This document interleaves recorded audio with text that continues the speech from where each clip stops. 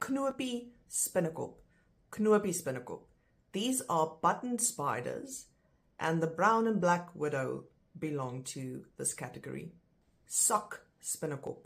Sock spinnekop. Sack spider. These are nasty little spiders. Viool spinnekop. Viool spinnekop.